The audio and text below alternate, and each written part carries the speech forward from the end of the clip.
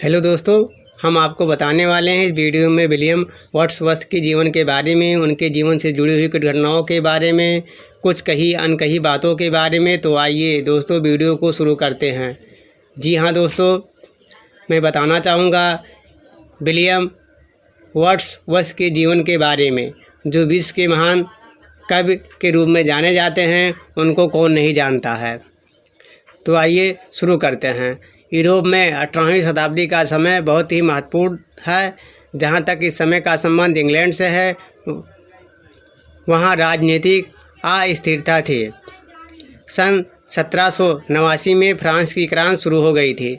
स्वतंत्रता, समानता और बंधुत्व की उद्घोषणा अनेक उत्साही नाविकों को अपनी ओर आकर्षित कर रही थी।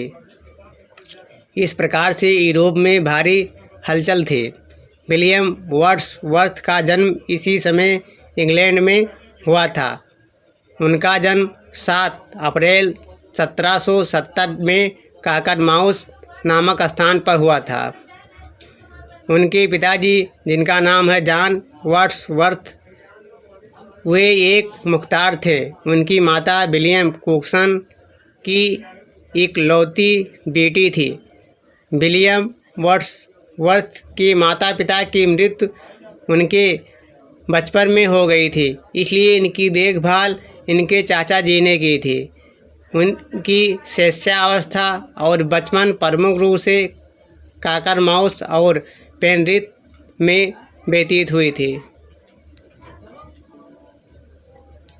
जब वर्ड्सवर्थ की आयु 8 वर्ष की थी, तब उन्हें हैक्सहैंड के ग्रामर स्कूल में भेजा गया।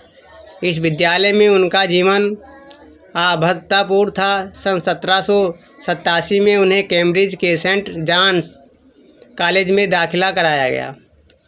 वहाँ उन्होंने अपने अध्ययन में रुचि नहीं ली, लेकिन उन्होंने वहाँ प्रसन्नतापूर्वक अपनी पसंद के अनुसार साहित्य का अध्ययन किया।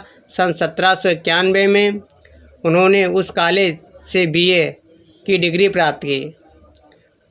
अब वे एक नाविक हो चुके थे, इसलिए उनके चाचा जी ने उन पर कोई कार्य करने के लिए दबाव डाला, लेकिन उसने उस समय कोई भी व्यवसाय नहीं अपनाया।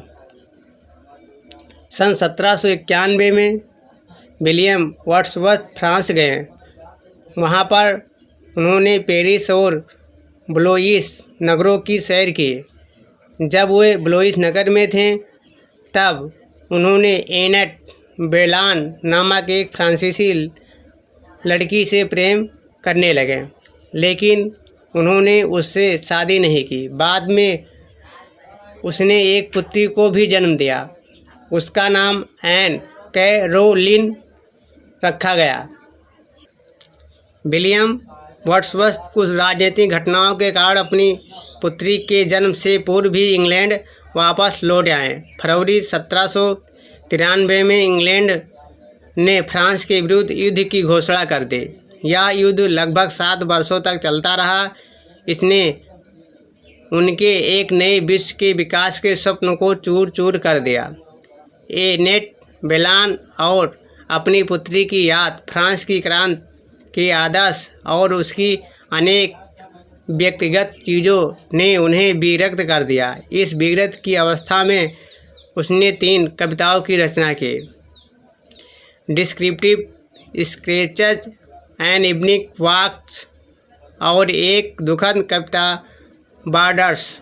जैसा कि विलियम वर्ड्सवर्थ के माता पिता उनके जीवन की शुरुआती अवस्था में ही गुजर गए थे, उनकी एकमात्र बहन डोरोथी उस समय जीवित थी। इसलिए उन्होंने अपनी बहन के साथ डोरसेटशायर में रेसडाउन नामक स्थान पर रहना सुनिश्चित किया। स्थान बहुत ही आकर्षण और प्रकृति का हृदय वाला था। यहाँ प्रकृति की सुंदरता के प्रभाव ने उन्हें एक कवि बना दिया।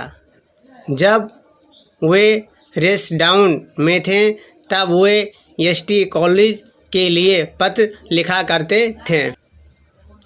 सन 1795 में दोनों एक दूसरे से ब्रिस्टल में मिले। सन 1797 में विलियम वर्ड्सवर्थ और उनकी बहन एल फोक्सटन गए और वहीं पर बस गए। तब विलियम वर्ड्सवर्थ और कोलिंज ने कविताओं का एक संग्रह लिखकर तैयार किया। इस संग्रह 1798 में रिलीगल ब्लड्स नामक शीर्षक से प्रकाशित हुआ। कुछ समय बाद वर्ड्सवर्थ ने अपनी बहन के साथ हैम्बर्ग जर्मनी की यात्रा की। यहाँ उसने जर्मन भाषा भी सीखी। दिसंबर 1799 में वो इंग्लैंड वापस आ गए।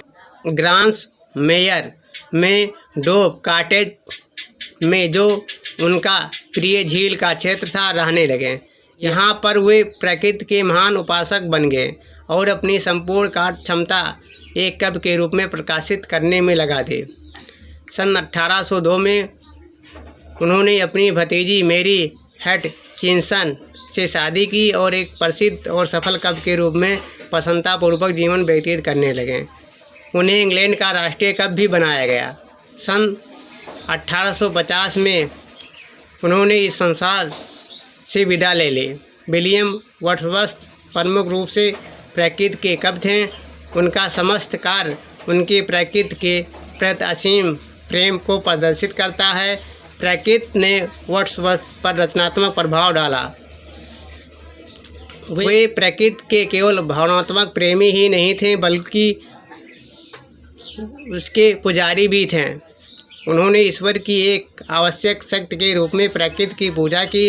अतः काव्य और उनके प्रकृति के प्रति प्रेम और पूजा का लिखित वर्णन है।